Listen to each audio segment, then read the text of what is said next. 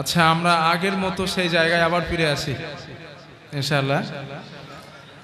রাসূলুল্লাহ সাল্লাল্লাহু আলাইহি ওয়াসাল্লাম আব্দুল্লাহ ইবনে সালামকে কয়টা আমল শিখিয়েছিলেন? জোরে বলেন। তিনটে। নবীজি বলেছিলেন এই তিনটে আমল করবা, নিরাপদে আল্লাহ তোমারে জান্নাত দেবেন। এক নাম্বার, আফসুস সালাম, মুসলমানকে বেশি বেশি সালাম দিবা। দুই নাম্বার, ওয়াতুইমুত তাআম, অভুক্তকে খানা খাওয়াবা।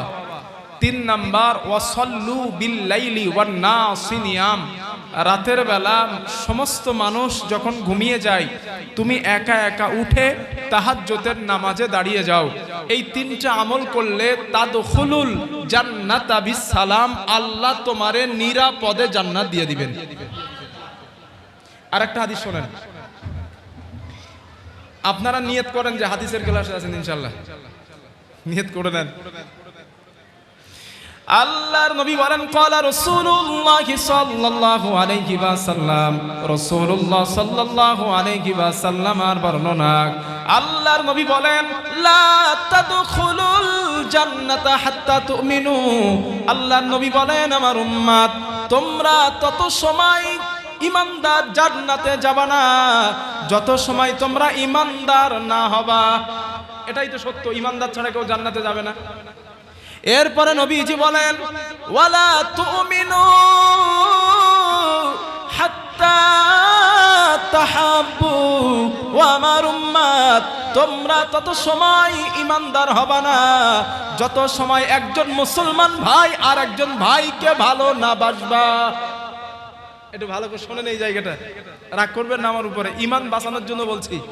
নবীজি বলেন জান্নাতে যাবা না ঈমানদার না হলে, আর ঈমানদার হবা না একজন মুমিন ভাই আর একজন ভাইকে ভালো না বাসলে। ব্যবসা বাণিজ্যের ক্ষেত্রে ভাই ভাইয়ের সঙ্গে ঝামেলা করি না?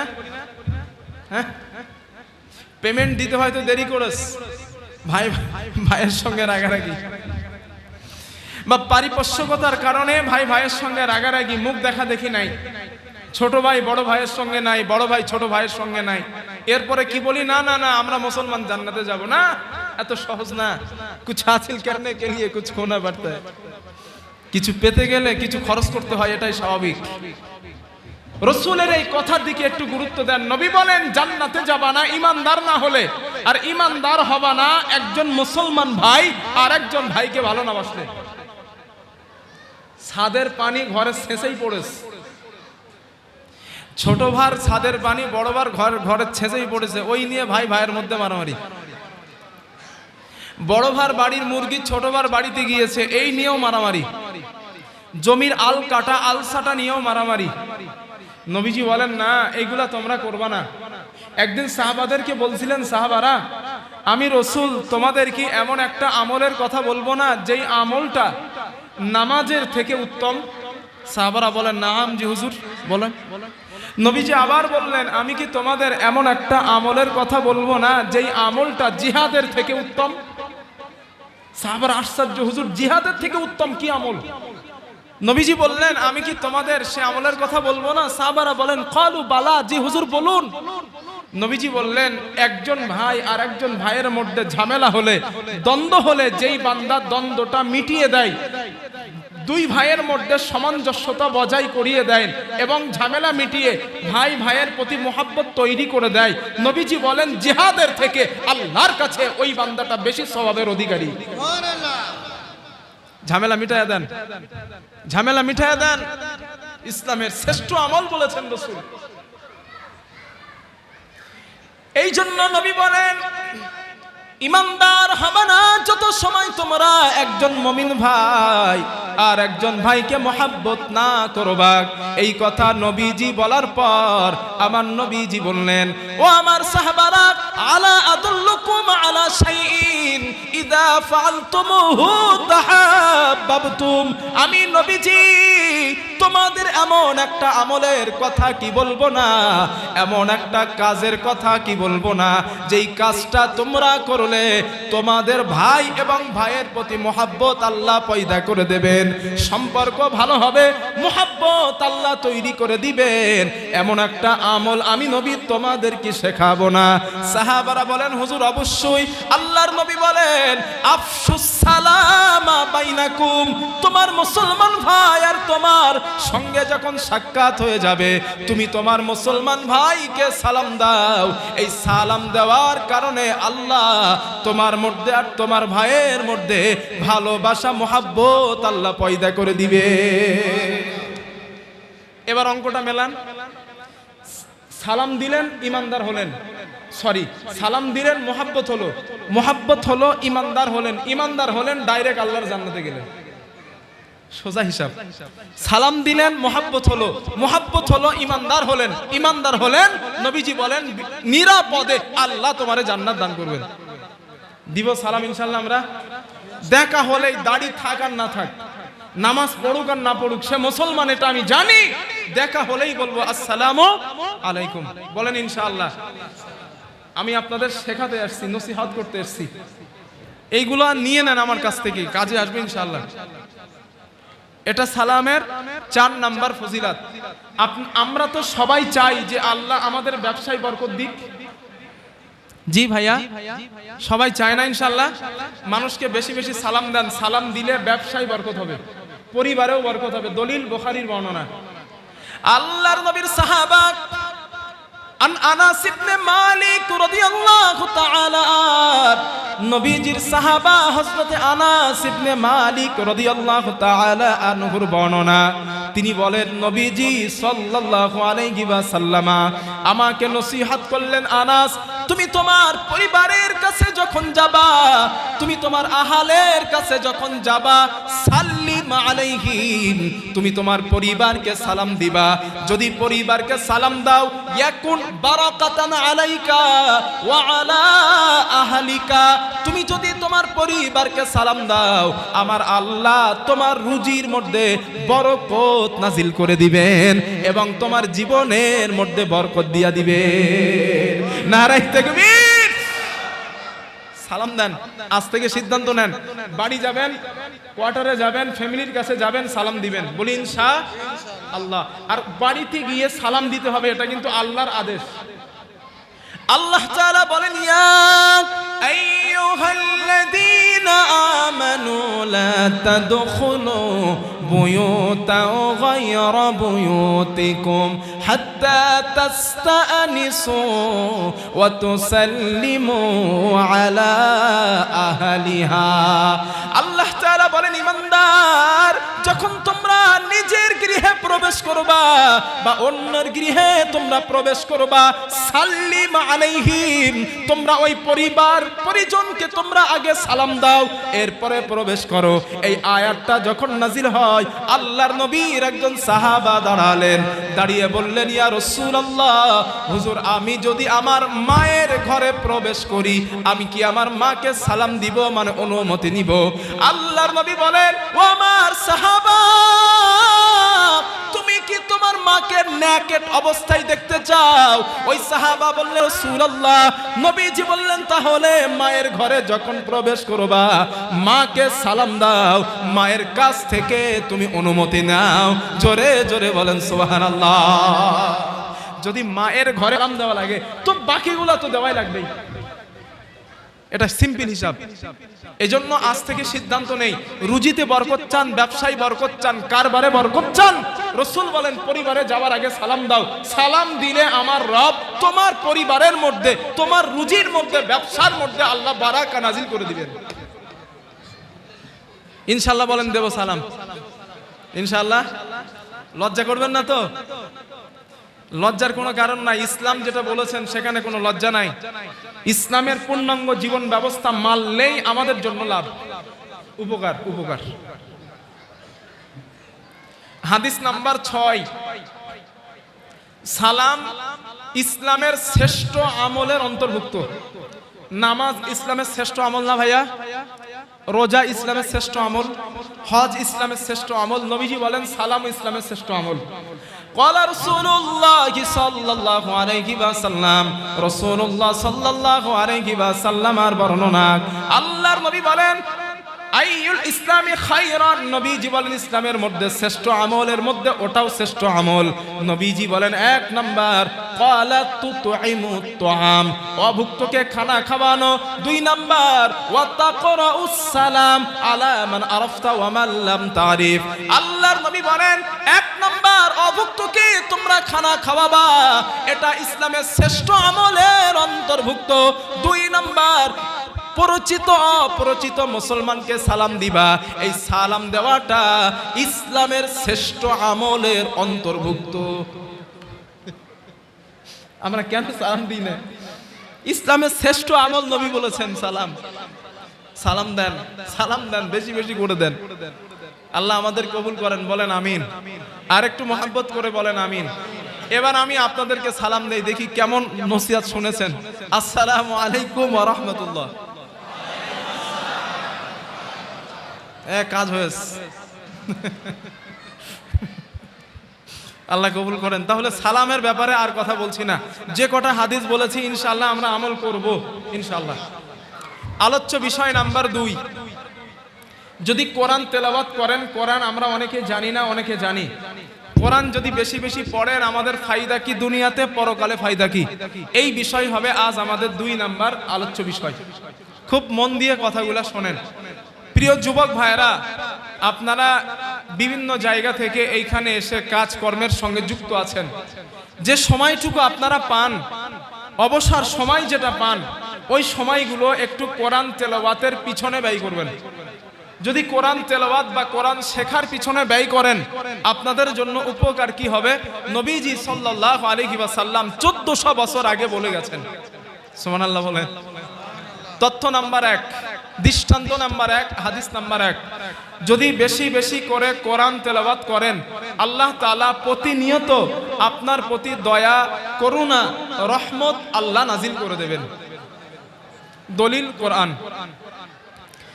আল্লাহ রাব্বুল আলামিন বলেন, الذين يتلون كتاب الله وأقاموا الصلاة وأنفقوا مما رزقناهم سرا وعلانية يرجون تجارة لن تبور ليوفيهم أجورهم ويزيدهم من فضله।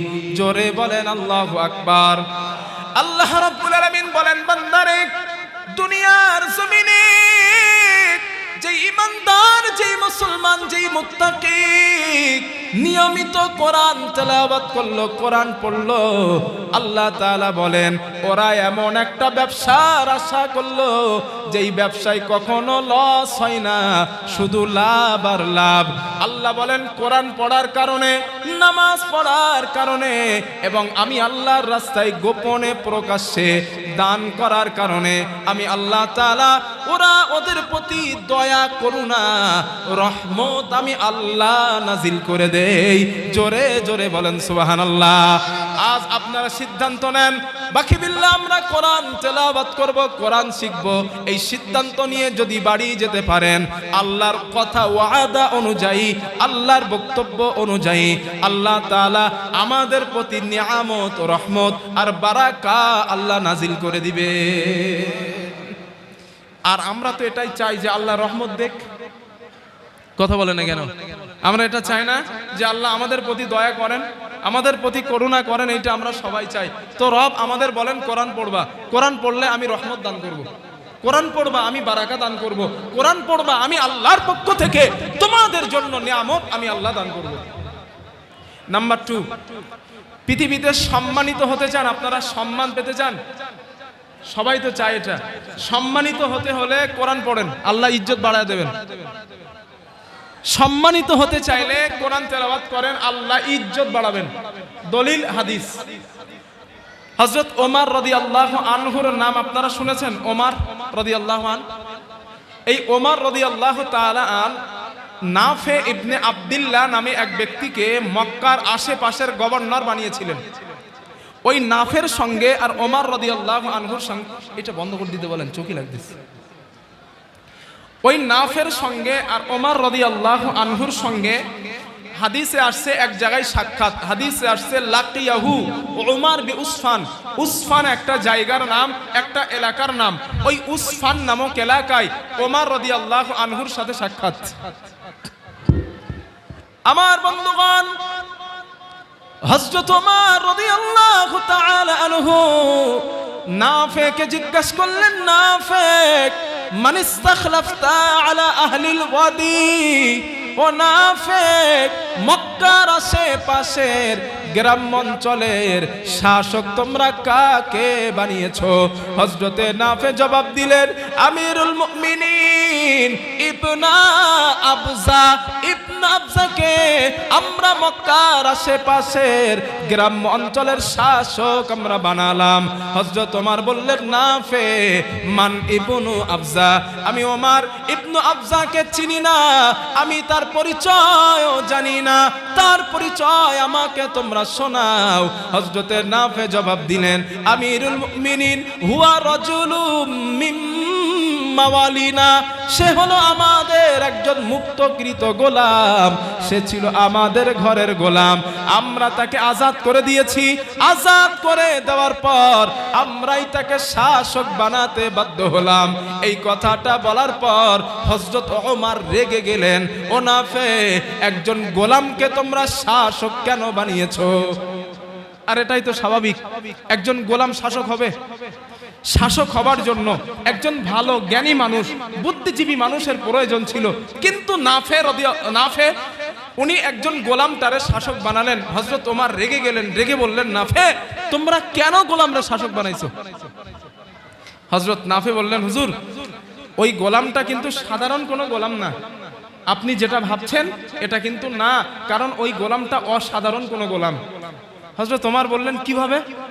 হযরত নাফে বলেন, হুজুর, ওই গোলামটার মধ্যে তিনটা এমন বৈশিষ্ট্য আছে, তিনটা কোয়ালিটি আছে, যেই কোয়ালিটি থাকার কারণে আমরা তাকে শাসক বানাতে বাধ্য হয়েছি।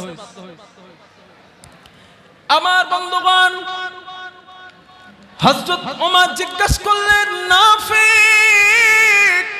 ওই তিনটা কোয়ালিটি আমাকে শোনাও, যেই কোয়ালিটির কারণে তোমরা তাকে শাসক বানালা। হযরত নাফে বললেন, এক নাম্বার কোয়ালিটি, ইন্নাহু লাকারিউল লিকিতাবিল্লাহ। ওই গোলামটা আল্লাহর কোরআনের বিশেষ অভিজ্ঞ ব্যক্তি। দুই নাম্বার, আলিমুম বিল ফারাইজ। ওই গোলামটা ফারাইজ বিদ্যায় বড় দক্ষ। তিন নাম্বার, কাযিম, লোকটা বিচার জানে খুব ভালো। এক নাম্বার কোরআনের বিদ্যায় দক্ষ, দুই নাম্বার ফারাইজ বিদ্যায় দক্ষ, তিন নাম্বার বিচার জানে খুব ভালো। এই তিনটা গুণ থাকার কারণে আমরা তাকে শাসক বানাতে বাধ্য হয়ে গেলাম। জোরে জোরে বলেন সুবহানাল্লাহ। নাফে বলেন, হুজুর, এবার আমারে কি বলবেন? আগে তো ধমক দিচ্ছিলেন, এবার বলেন। হযরত ওমর বলেন, নাফে, তোমার ব্যাপারে আমার কোনো কমেন্ট নাই, তবে তোমার এই কাজের কারণে রাসূলুল্লাহ সাল্লাল্লাহু আলাইহি ওয়াসাল্লাম নবীজির মুখ থেকে আমরা বলতে শুনেছি, আল্লাহর নবী বলেছেন, ইন্না নাবিয়াকুম সাল্লাল্লাহু আলাইহি ওয়াসাল্লাম قال ইন্নাল্লাহা ইয়ারফাউ বিহাদাল কিতাবি আকওয়ামান ওয়া ইয়াদউ বিহি আখারিন। ও নাফে, রাসূলুল্লাহ সাল্লাল্লাহু আলাইহি ওয়াসাল্লামকে বলতে শুনেছি, আল্লাহর নবী বলতেন, এই কোরআনের মাধ্যমে আল্লাহ কারো সম্মান বাড়িয়ে দেন, আবার এই কোরআনের মাধ্যমে আল্লাহ কারো সম্মান কমিয়ে দেন। কোরআন পড়েন, আল্লাহ ইজ্জত বাড়ায় দেবেন। কোরআন পড়ুন, রব সম্মান ইজ্জত আল্লাহ বাড়ায় দিবেন। কোরআন পড়েন, বেশি বেশি করে পড়েন, জানেন না শিখে নেন, আল্লাহ সম্মান বাড়ায় দিবেন। হাদিস নাম্বার 3, কোরআন তেলাওয়াত যেই ব্যক্তি করেন, আল্লাহর কাছে তার দৃষ্টান্ত মিষ্টি কমলা লেবুর মতো হয়ে যায়। শুনতেছেন আমার কথা আপনারা? যেই ইমানদার কোরআন তেলাওয়াত করেন, আল্লাহর কাছে তার দৃষ্টান্ত মিষ্টি কমলা লেবুর মতো। দলিল হাদিস। আল্লাহর নবী বলেন ক্বালা রাসূলুল্লাহ সাল্লাল্লাহু আলাইহি ওয়াসাল্লাম, রাসূলুল্লাহ সাল্লাল্লাহু আলাইহি ওয়াসাল্লামের বর্ণনা, আল্লাহর নবী বলেন মাসালি ওয়া মাসালুকুম মাসালিল মুমিনিল্লাযী ইয়াকরাউল কুরআন। আল্লাহর নবী বলেন আমার উম্মত, তোমাদের মধ্যে যেই ইমানদার, যেই মুসলমান নিয়মিত কোরআন তেলাওয়াত করলো, আল্লাহর কাছে তার দৃষ্টান্ত কেমন জানো? সাহাবারা বলেন কেমন? আল্লাহর নবী বলেন কামা সালিল উতুরুজ্জা, মিষ্টি কমলা লেবুর মতো আল্লাহর কাছে তার দৃষ্টান্ত। সাহাবারা বললেন নবীজি মিষ্টি কমলা লেবুর কথা কেন বললেন? আল্লাহর নবী বলেন রিহুহা তাইয়িবুন ওয়া তা'মুহা তাইয়িবুন। নবীজি বলেন কমলা লেবুর স্বাদ অনেক মিষ্টি, কমলা লেবুর ঘ্রাণ অনেক সুন্দর। আল্লাহর নবী বলেন ও আমার উম্মত, তোমাদের মধ্যে যে ইমানদার কোরআন তেলাওয়াত করে, আল্লাহর কাছে তার দৃষ্টান্ত মিষ্টি কমলা লেবুর মতো হয়ে যায়। জোরে জোরে বলেন সুবহানাল্লাহ। এরপরে নবীজি বলেন ওয়া মাসালুল মুমিনিল্লাযী লা ইয়াকরাউল কুরআন, যে ইমানদার, যে মুসলমান কোরআন তেলাওয়াত করে না, তার দৃষ্টান্ত হলো কামাসালিত তামরা, খেজুরের মতো। নবীজি বলেন খেজুরের কোনো স্বাদ নাই, স্বাদ আছে কিন্তু ঘ্রাণ নাই।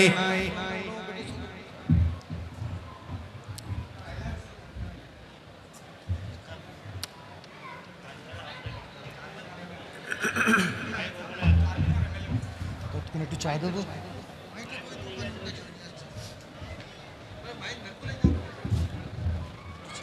আচ্ছা ঠিক আছে।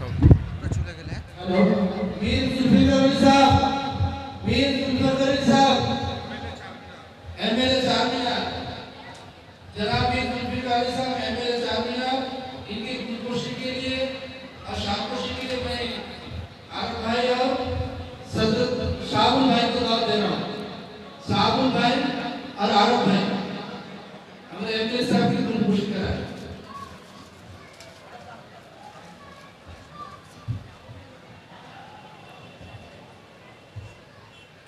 बहुत बहुत शुक्रिया, आपने हमारे दावत को सुनाई है, हमारे हौसला अफजाई की है। उम्मीद है कि इंशाअल्लाह आइंदा आज इसी तरह हमारे हौसला अफजाई करवाते रहे और हमारे महफिल में शिरकत करवाकर हमारे हौसला बढ़ाए। मैं चंद गुजारिशात के लिए हजरत से दावत करता हूँ कि चंद गुजारिशात है।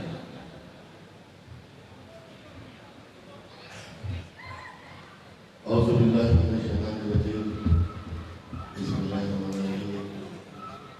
आज के इस नबी की इस महफिल के जो ऑर्गेनाइजर्स हैं और तमाम हमारे गंगाजी भाई यहाँ पे मौजूद हैं, आप तमाम को मैं जनाब नबी को मुबारकबाद पेश करता हूँ। यहाँ हम सब खुश किस्मत है जिनको अल्लाह ताला ने मोहम्मद मुस्तफा सल्लल्लाहु अलैहि वसल्लम को उम्मत अता किया। ये हमारी खुशकिस्मती है कि इनके ही वजह से आप और हम बख्शे जाएंगे और अल्लाह ताला के पास आप और हमको जन्नत में मुकाम दिया जाएगा। मैं तमाम लोगों से मुबारकबाद देता हूँ। शुक्रिया। अल्लाह हाफ़िज़।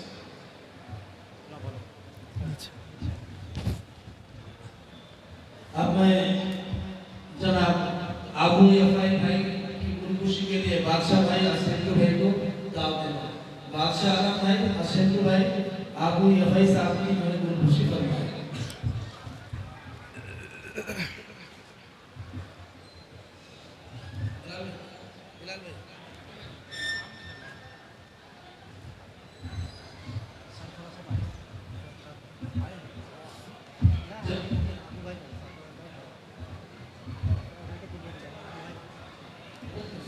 आबू यफाई साहब की खुदकुशी करवाई।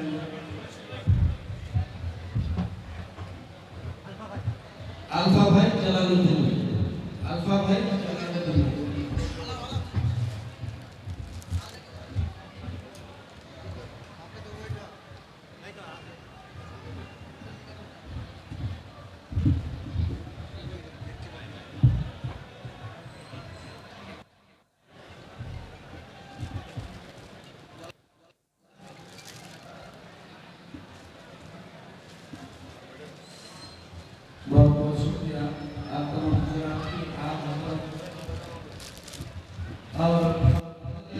बार बार ये फीलिंग मिस कर रहे हैं कि बहुत बड़ी कमी है मुझसे भाई हमारे दरमियान नहीं है।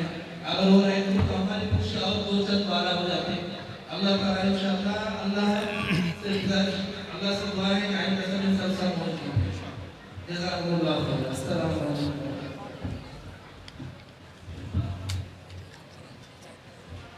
এখানকার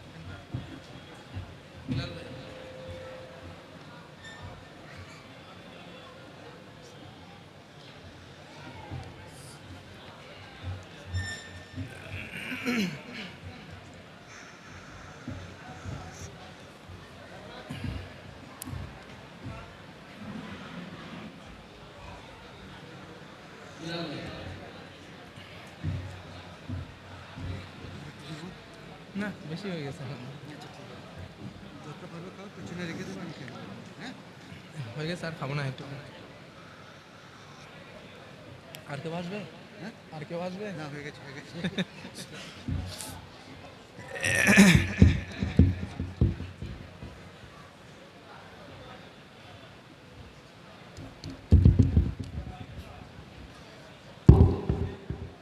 এবার তুমি চালু করে দাও।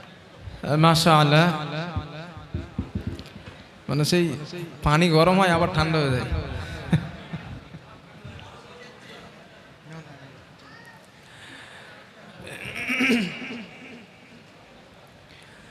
আচ্ছা আমরা কি কথা শোনাচ্ছিলাম আলোচনা করছিলাম হুজুর সাল্লাল্লাহু আলাইহি ওয়াসাল্লাম কি বলছেন যে যারা কোরআন তেলাওয়াত করেন যারা অ্যাটেনশন প্লিজ আমার দিকে মনোযোগ দেন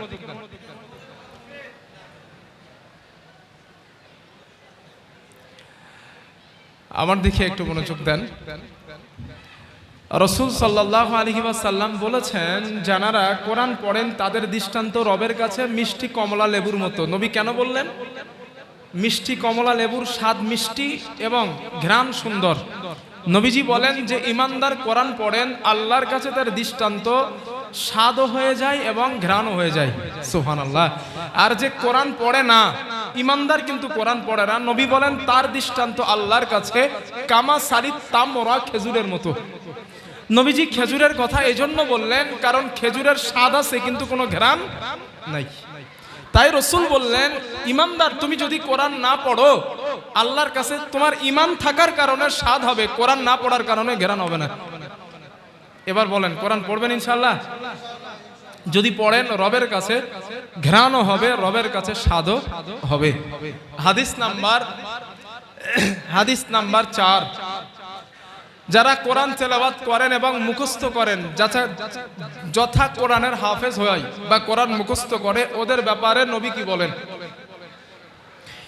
আল্লাহর নবী বলেন قال رسول الله صلى الله عليه وسلم رسول الله صلى الله عليه وسلم বর্ণনা আল্লাহর নবী বলেন নবীজি বলেন اقرأ القرآن فإنه يأتي يوم القيامة شفيعا لأصحابه আল্লাহর রাসূল বলেন আমার উম্মত তোমাদের মধ্যে যেই মানুষটা কোরআন তেলাওয়াত করলো যেই মানুষটা কোরআন পড়লো কিয়ামতের দিন কোরআন তার জন্য আল্লাহর কাছে সুপারিশের কান্ডার হয়ে দাঁড়িয়ে যাবে এরপরে আল্লাহর নবী বলেন ও আমার সাহাবারা ইকরাউজ যাহরাইন তোমরা কোরআনের দুইটা উজ্জ্বলতম সূরা বেশি বেশি করে তেলাওয়াত করবা নবীজি বলেন দুইটা উজ্জ্বলতম সূরা বেশি বেশি করে পড়বা আল্লাহর নবী বলেন কেন পড়বা জানো সাহাবারা বললেন কোন দুইটা সূরা আল্লাহর নবী বলেন সূরাতুল বাকারা ওয়া সূরাতুল আলে ইমরান নবীজি বলেন এক নাম্বার সূরাতুল বাকারা দুই নাম্বার সূরা আলে ইমরান নবী বলেন এই দুইটা সূরা তোমরা বেশি বেশি করে পড়বা আল্লাহর নবী বলেন যদি তোমরা পড়তে পারো ফাইন্নাহুমা ইয়াতিয়ানি ইয়াউমাল কিয়ামা কাআন্নাহুমা গামামাতান এই দুইটা সূরা হাশরের ময়দানে দুই খণ্ড মেঘ অথবা দুইটা ছায়া হয়ে আল্লাহর সামনে তোমার পাশে দাঁড়িয়ে যাবে সূরা দুটার নাম কি সূরা আলে ইমরান আর সূরা বাকারা, এই দুইটা সূরা নবী পড়তে বললেন। যদি পড়ো ফাইন্নাহুমা ইয়াতিয়ানি ইয়াউমাল কিয়ামা কান্নাহুমা গামামাতান, দুই খণ্ড মেঘ অথবা দুইটা ছায়া হয়ে তোমার পাশে দাঁড়াবে। নবী বলেন শুধু তাই না, আউফির কানিম মিন তাইরিন সাফা, অথবা উঠতে থাকা দুইটা পাখির ঝাঁক তোমার সামনে আল্লাহ, তোমার পাশে আল্লাহর সামনে দাঁড়াবে। নবীজি বলেন এই দুইটা সূরা আল্লাহর কাছে সুপারিশ করে ওই কোরআন তেলাওয়াতকারী বান্দাকে আল্লাহর জান্নাতে নিয়ে যাবে। পড়বেন না ইনশাআল্লাহ? এই সূরা বাকারার আরেকটা আমল আপনাদের শেখায় দেই। আরেকটা আমল একটু শেখেন। আমাদের বাড়িতে অনেকের জিনের সমস্যা আছে, তাই না? জিনের উৎপাত করে, বাচ্চাদের বাতাস লাগে, সমস্যা দেখা দেয়। হুজুর সাল্লাল্লাহু আলাইহি ওয়াসাল্লাম আমাদেরকে একটা তাবিজ শিখিয়ে দিয়েছেন, একটা আমল শিখিয়ে দিয়েছেন। এই আমলটা করবা, তোমার বাড়ি থেকে আল্লাহ জিন থেকে মাহফুজ রাখবেন। কি আমলটা? কি আল্লাহর নবী বলেন ক্বালা রাসূলুল্লাহ সাল্লাল্লাহু আলাইহি ওয়াসাল্লাম, নবীজি সাল্লাল্লাহু আলাইহি ওয়াসাল্লামের বর্ণনা। আল্লাহর নবী বলেন আমার উম্মত লা তাজআলু বুয়ুতাকুম মাকাবির। আল্লাহ রাসূল বলেন আমার উম্মত তোমরা তোমাদের ঘরটাকে, বাড়িটাকে কবর বানাবা না, তোমাদের বাড়িটাকে কবর বানাবা না। ফাইন্নাশ শাইতানা ইয়াফিরু মিনাল বাইতিল্লাযী তুকরাউ ফীহি সূরাতুল বাকারা। আল্লাহর রাসূল বলেন যেই ঘরের মধ্যে সূরা বাকারা তেলাওয়াত করা হয়, আল্লাহর নবী বলেন আমার উম্মত ওই ঘরের মধ্যে থেকে শয়তান চিরতরের জন্য পালিয়ে যায়।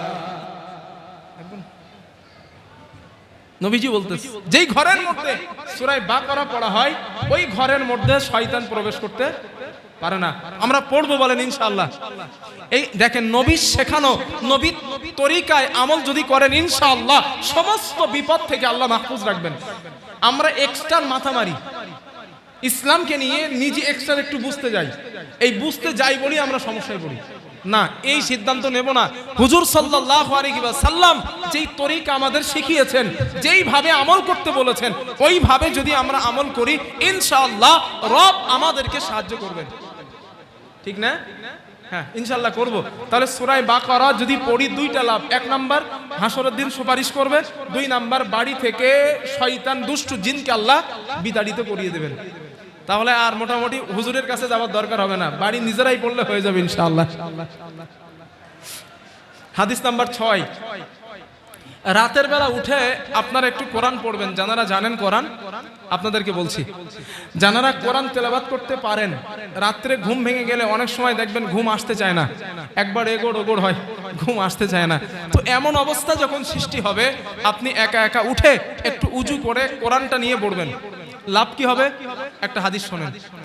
রাসূলুল্লাহ সাল্লাল্লাহু আলাইহি ওয়াসাল্লামের একজন সাহাবা, নাম হযরত উসাইদ ইবনে হুযাইর রাদিয়াল্লাহু আনহু, উনি বর্ণনা করেন, উনি বলেন একদিন রাতের বেলা হঠাৎ আমার ঘুম ভেঙে যায়। আমার ঘুম ভেঙে যাবার পর আমি চিন্তা করলাম রাতটা খামোখা কাটাবো না, দরকার নাই, আমি কোরআন পড়ি। হযরত উসাইদ বলেন আমি রাতের বেলা কোরআন তেলাওয়াত করা আরম্ভ করলাম। যখনই তেলাওয়াত শুরু করছি, ইয জাআলাত ফারসুহু, আমার ঘোড়া যেটা ছিল ওটা লাফালাফি শুরু করেছে। আমার বন্ধুগণ, হযরত উসাইদ রাদিয়াল্লাহু তাআলা আনহু বলেন আমি যখন তেলাওয়াত করলাম ঘোড়াটা লাফানো শুরু হয়ে যায়। সুম্মা জাআলাত আইযান, আমি তেলাওয়াত করা বন্ধ করে দিলাম, আমার ঘোড়ার লাফানোটা বন্ধ হয়ে যায়। আমি আবার তেলাওয়াত করা শুরু করলাম, আমার ঘোড়ার লাফানোটা আবারও শুরু হয়ে যায়।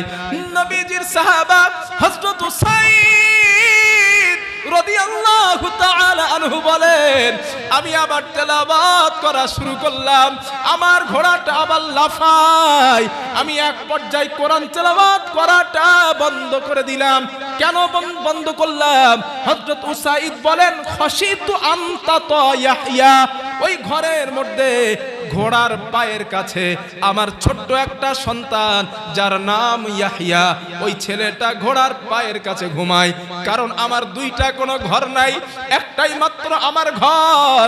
ওই ঘরের মধ্যে আমি নিজে ঘুমাই, আমার সন্তান ইয়াহিয়া ঘুমায় এবং আমার ঘোড়াটা বাঁধা। এত গরিব সাহাবা, ঘরের মধ্যে কিচ্ছু নাই, একটাই মাত্র ঘর। আল্লাহর রাসূল সাল্লাল্লাহু আলাইহি ওয়াসাল্লাম আর সাহাবা হযরত উসাইদ বলেন, আমি চিন্তা করলাম ঘোড়ার লাফালাফির কারণে আমার ইয়াহইয়ার কোনো ক্ষতি হয়ে যায় কিনা। এই চিন্তা করে বন্ধ করে দিলাম। হযরত উসাইদ বলেন, আমি হঠাৎ আকাশের দিকে তাকালাম, আসমানের দিকে তাকায়া দেখি অসংখ্য ছায়া দেখা যায়, অসংখ্য ছায়া। ওই ছায়ার মধ্য থেকে নূরগুলা আমার বাড়ির পাশে আসা যাওয়া করে, জোনাকি পোকার মতো আলো।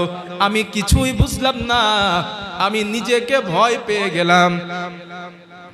এক পর্যায়ে আমি কোরআন তেলাওয়াত করাটা বন্ধ করে দিলাম। মসজিদে নববীতে হযরত বেলাল আজানের আওয়াজ শুনতে পেলাম। আমি আমার ছেলেটাকে নিয়ে মসজিদে নববীতে চলে গেলাম।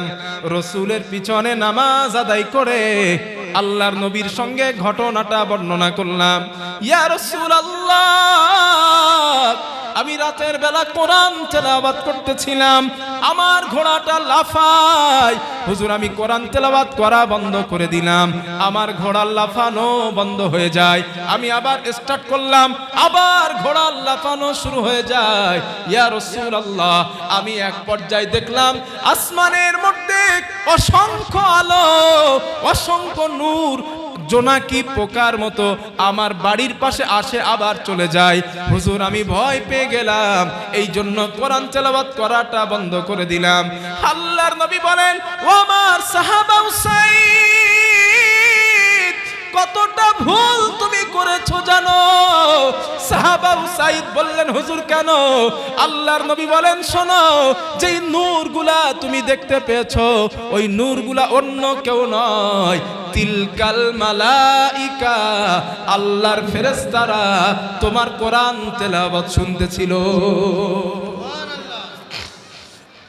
নবীজি বলেন, কতটা ভুল করছো জানো?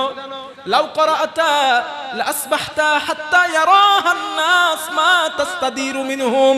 ও আমার সাহাবা উসাইদ, তুমি যদি সারা রাত কোরআন তেলাওয়াত করতে, সকাল পর্যন্ত মানে ফজরের নামাজের আগ পর্যন্ত যদি কোরআন তেলাওয়াত করতে, আল্লাহর ফেরেশতাদেরকে আমার সাহাবারা স্বচক্ষে দেখতে পেত।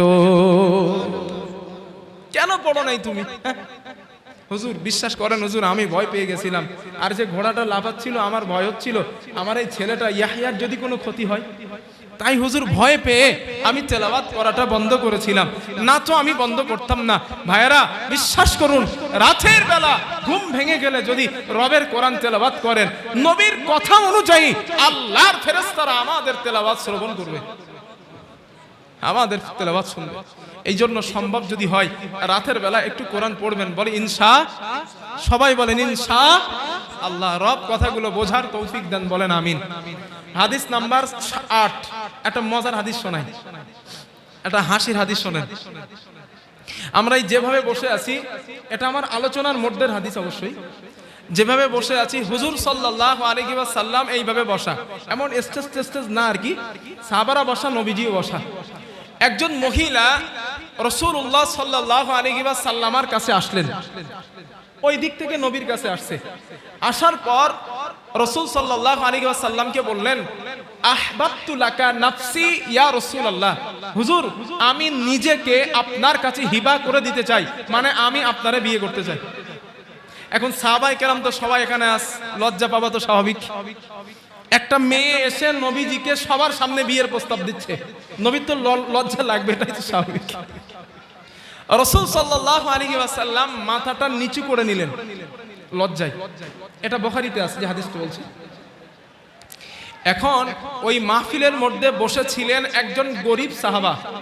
হাদিসে আসছে ইল্লাম ইয়াকুন ফি হাদা, ওই গরিব সাহাবাটা দাঁড়ালেন, দাঁড়িয়ে বললেন, ইয়া রাসূলুল্লাহ, আপনি যদি এই নারীটাকে বিয়ে না করেন, জাউজিনিহা, নারীটা আমার সঙ্গে আপনি বিয়ে দিয়ে দেন।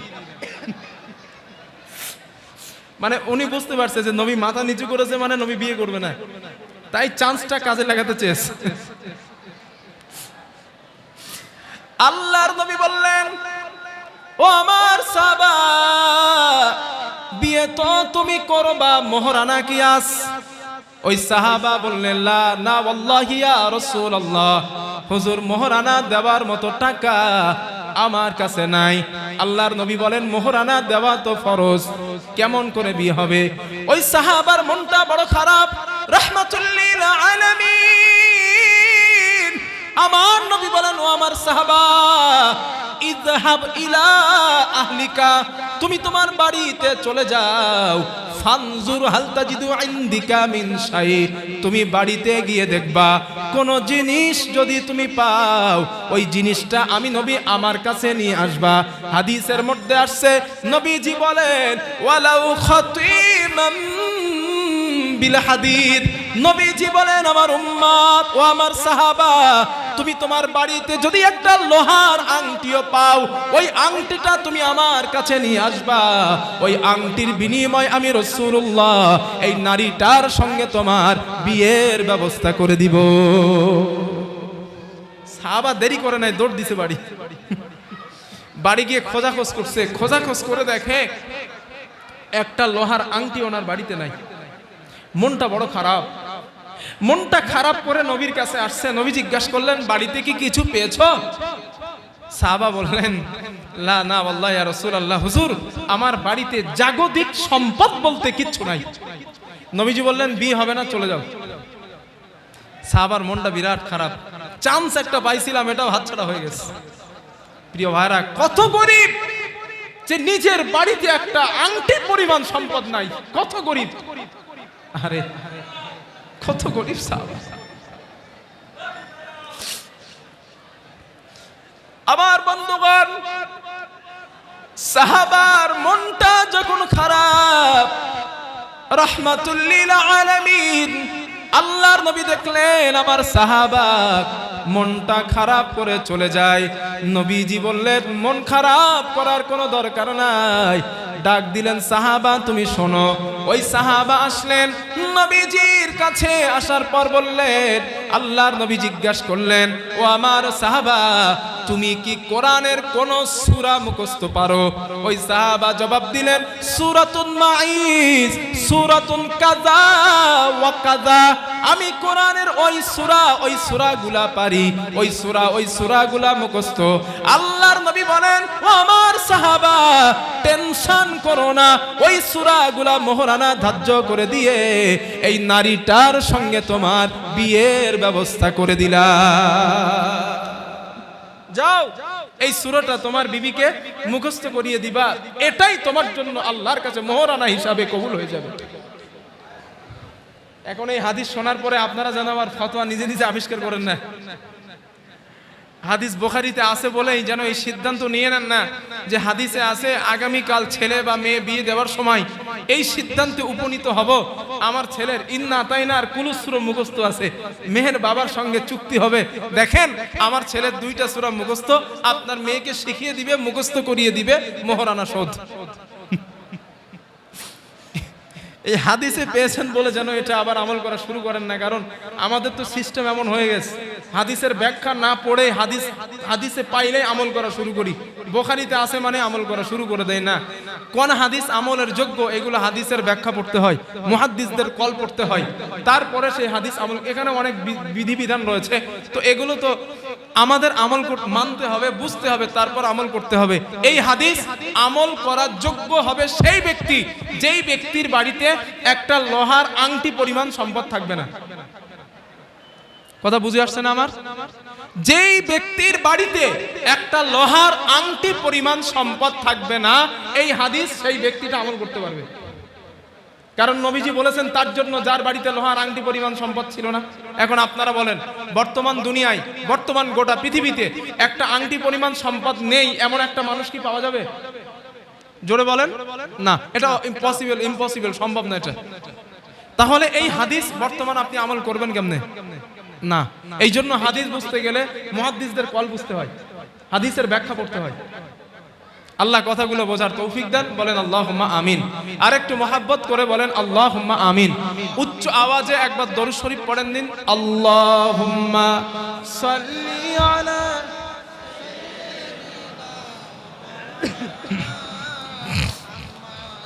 ওয়া আলা আলি সাইয়্যিদিনা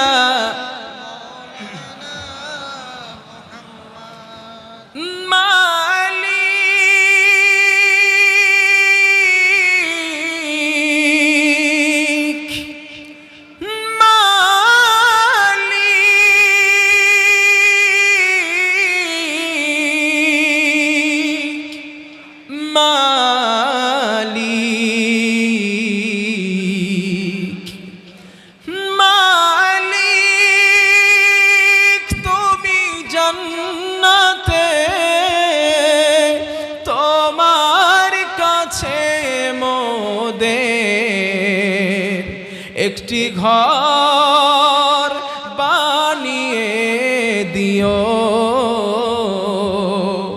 একটি ঘর বানিয়ে দিও মালিক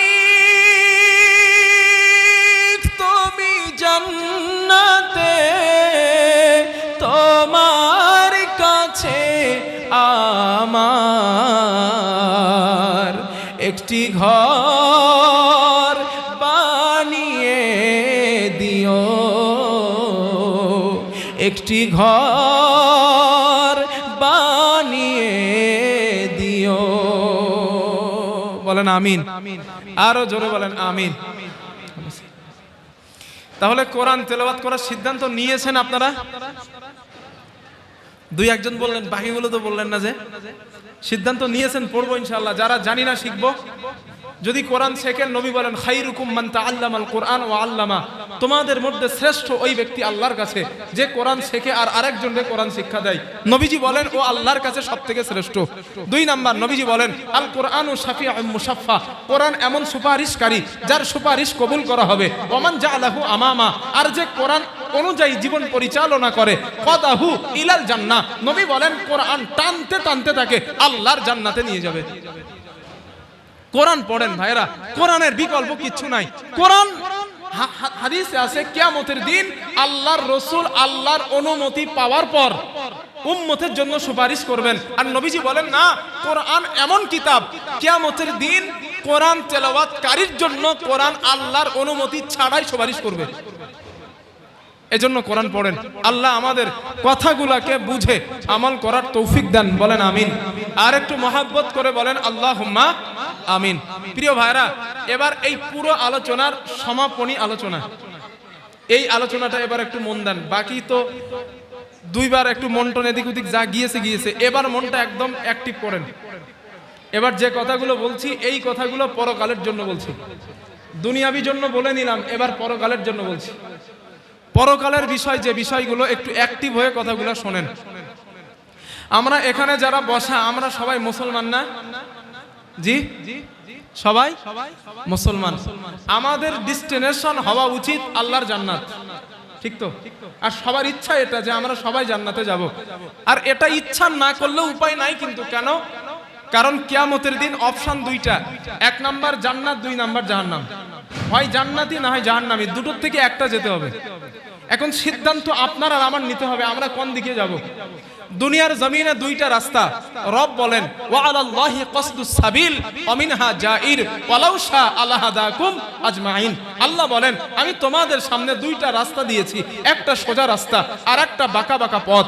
রব বলেছেন তুমি সিদ্ধান্ত নাও, সোজা রাস্তায় যাবা না বাঁকা রাস্তায় যাবা। সোজা রাস্তাটা আমি রবের রাস্তা, বাঁকা রাস্তা শয়তানের রাস্তা।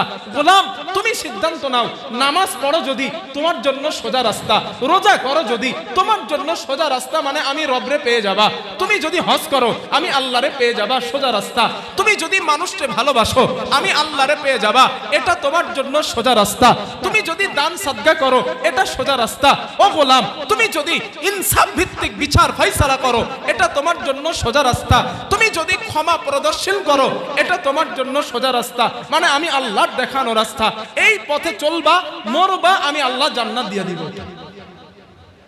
আর বাঁকা রাস্তা নামাজ ছেড়ে দিবা, জাহান্নামে যাবা। রোজা ছাড়বা জাহান্নামে যাবা, মিথ্যা বলবা জাহান্নামে যাবা, সুদ খাবা জাহান্নামে যাবা, ঘুষ খাবা জাহান্নামে যাবা, নাফরমানি করবা জাহান্নামে যাবা, জিনা করবা জাহান্নামে যাবা, চুগলখড়ি করবা জাহান্নামে যাবা, মিথ্যা বলবা জাহান্নামে যাবা, মানুষের হক ফাঁকি দিবা জাহান্নামে যাবা। রব শিখিয়েছেন এটা বাঁকা পথ। বান্দা, তোমার সামনে দুটো রাস্তা, তোমাকে বিবেক দিলাম, তোমার সেন্স দিলাম, তোমার চিন্তা চেতনা করার তৌফিকও দিলাম, সিদ্ধান্ত তুমি নাও। তুমি ঠিক করো তুমি কই যাবা, তুমি ঠিক করো কই যাবা। তুমি যদি এই সিদ্ধান্ত নিতে পারো না, আমি আমার রাস্তা ঠিক করে নেব না, রব এ তৌফিক দিয়েছেন। কথা বুঝে আসছে আমার? এখন সিদ্ধান্ত যদি নিয়ে আগামী দিনের রাস্তা অতিক্রম করতে পারেন, এই রাস্তা দিয়েই আল্লাহর জান্নাতে পৌঁছানো সম্ভব হবে। এখন সিদ্ধান্ত আমাদের নিতে হবে, কি করব আমরা? আমরা কিন্তু চতুষ্পদ প্রাণী না। আল্লাহ আমাদের বিবেক দিলেন, ভালো মন্দ বোঝার সেন্সও দিলেন। এখন ঠিক করতে হবে আমাদের। এই যে আমরা এখানে বসা, এই সমস্ত কথাগুলো, আমার কথাগুলো রেকর্ড হচ্ছে ক্যামেরার মধ্যে, ঠিক না ভাইয়া? রেকর্ড হচ্ছে। আমরা যে কথা বলি, যা করি, সবগুলো ক্যামেরায় ধারণ করা সম্ভব। ঠিক একই ভাবে আমরা দুনিয়াতে যা করি, এই কথাগুলো আমার রব কিন্তু রেকর্ড করছেন। দলিল কোরআন 15 নম্বর পারা, সূরা বানী ইসরাইল 2 নম্বর সাফা। আল্লাহ রাব্বুল আলামিন বলেন, وَكُلَّ إِنسَانٍ أَلْزَمْنَاهُ طَائِرَهُ فِي عُنُقِهِ وَنُخْرِجُ لَهُ يَوْمَ الْقِيَامَةِ كِتَابًا يَلْقَاهُ مَنشُورًا اقرأ كتابك كفى بنفسك اليوم عليك حسيبا। জোরে বলেন আল্লাহু আকবার। আল্লাহ রাব্বুল আলামিন বলেন, বান্দারে, আমি তোমার রব, আমি তোমার মালিক। তোমার গলার কাছে একটা মেমোরি কার্ড, একটা কিতাব আমি আল্লাহ বসিয়ে দিয়েছি। এমন কোন কথা তুমি বলো না, এমন কোন কাজ বান্দা তুমি করো না, যেই কথাগুলা বলার কারণে আমি আল্লাহ তোমার মেমোরির মধ্যে রেকর্ড করছি না। রব বলেছেন এটা বিশ্বাস করো। আল্লাহ বলছেন, গোলাম, আমি তোমার গলার মধ্যে অদৃশ্য কিতাব বসিয়েছি। বন্ধুর কানে কানে এমন কোন কথা তুমি বলো নাই যেই কথাটা তোমার বন্ধু শুনতে পায় নাই। আল্লাহ বলেন, গোলাম, ওই কথাটাও আমি আল্লাহ ক্যামেরার মধ্যে রেকর্ড করে নিয়েছি। কিয়ামতের দিন আমি আল্লাহ ওই ক্যামেরাটা ওপেন করে দিব আর বলবো, ইকরা কিতাবাক। বান্দা, তুমি তোমার আমলনামাটা পড়ো, বান্দা তুমি তোমার কিতাবটা পড়ো। আর কাফা বিনাফসিকাল ইয়াউমা আলাইকা হাসিবা। তুমি নিজে হিসাব করো, তুমি নিজেই সিদ্ধান্ত নিয়ে নাও, বান্দা তুমি জান্নাতে যাবা না জাহান্নামে যাবা। আল্লাহ তাআলা বলেন, কিয়ামতের দিন যারা যাদের আমলনামা সামনে থেকে ডান হাতে আসবে, ওরা ওদের পরিবারকে লক্ষ্য করে বলবেন, দেখো না, আমার আল্লাহ আমার আমলনামা ডান হাতে দিয়ে দিয়েছেন। আল্লাহ আমার আমলনামা ডান হাতে দিলেন। আর কিয়ামতের দিন যাদের আমল বদ আমল হয়ে যাবে, যাদের আমলনামাই বদ আমল, আল্লাহ তাআলা বলেন, আমি ওদের আমলনামা পিছন দিক থেকে বাম হাতে দিয়ে দিব। সাহাবারা বলেন, ইয়া রাসূলুল্লাহ, হুজুর আপনি বললেন আল্লাহ বলেছেন আমলনামা পিছনে দেবেন, কিন্তু মানুষের ঘাড় তো সামনের দিকে, মানুষ কেমন করে পড়বে এবং হাত পিছনে কেমন করে নিবে? আল্লাহর নবী বলেন, ও আমার সাহাবারা, আমার আল্লাহ তাআলা নাফরমান বান্দার বুকটা ছিদ্র করে হাতটা পিছন দিকে বার করে দিবেন এবং ঘাটটা ঘোরায়া পিছন দিকে আল্লাহ করে দিবেন। আর ওই নাফরমানকে বলবেন, ইকরা কিতাবাক, বান্দা তোর আমলনামা তুই পড়। রব্বুল আলামিন বলেন, বান্দা আমলনামা পাওয়ার পর আফসোস করবে আর বলবে, হায় হায়, আমার আমলনামা যদি আমাকে না দেওয়া হতো, আমার আমলনামা আমাকে যদি না দেওয়া হতো, কতই না ভালো হতো। আল্লাহ বলে, না না, তোমার আমলনামা তোমাকে দেওয়া হয়েছে। আল্লাহর হাবিব বলেন, নাফরমানেরা আমলনামাটা বাম হাতে পাওয়ার পর আর জান্নাতীরা ডান হাতে পাওয়ার পর চেহারার বিকৃতিটাও ঘটে যাবে। কোরআনে আল্লাহ বলেন উজুহু ইয়াউমাইদিন মুসফিরা দাহিকাতুম মুস্তাবশিরা ওয়া উজুহু ইয়াউমাইদিন আলাইহা গাবারা তারহাকুহা قطرا أولئك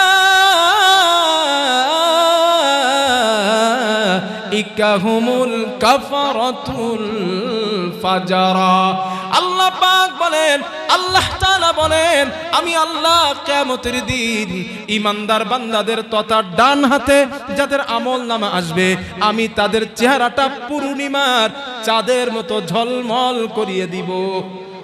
সুবহানাল্লাহ। আর যাদের আমলনামা পিছন থেকে বাম হাতে আসবে, আমলনামা পিছনে বাম হাতে চলে আসছে, আল্লাহ তাআলা বলেন গোলাম আমি তাদের চেহারা কালো বর্ণের করে দিব, কুৎসিত কালো।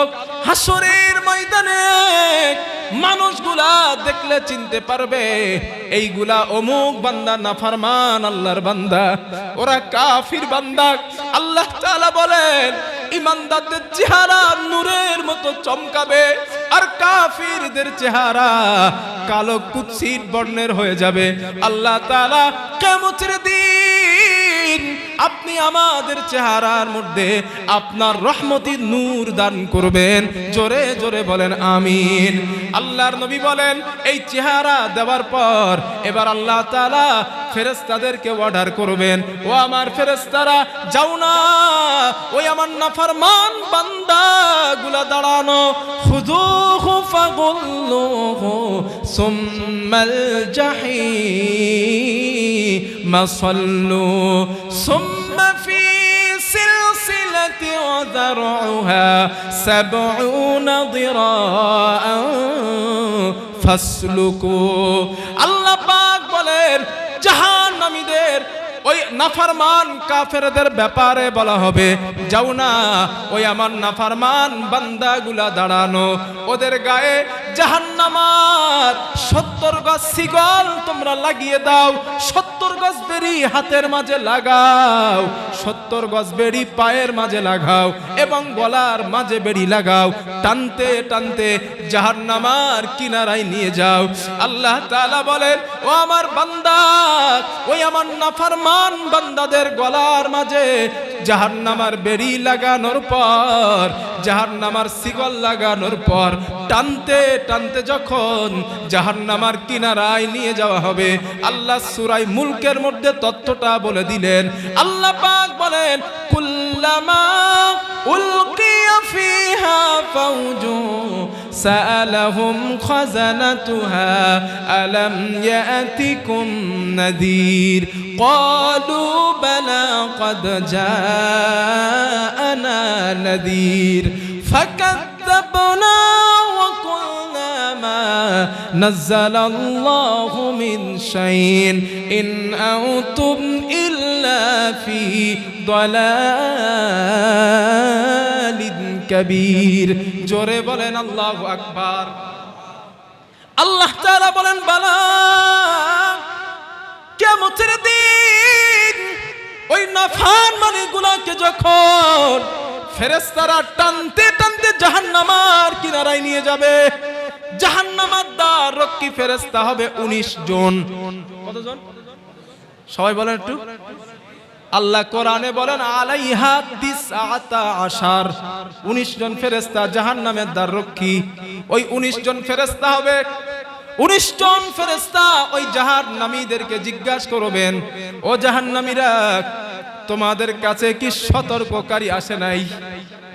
নবী রাসূলেরা কি দাওয়াত দেয় নাই? জাহান্নামের কাছে তোমরা কেন আসলা? এই জাহান্নামের ব্যাপারে তোমাদের কাছে কি কোনো ভীত প্রদর্শক আসে নাই? জাহান্নামীরা বলবেন ক্বালু বালা ক্বাদ জাআনা নাযীর, হ্যাঁ আমাদের কাছে সতর্ককারী এসেছিল।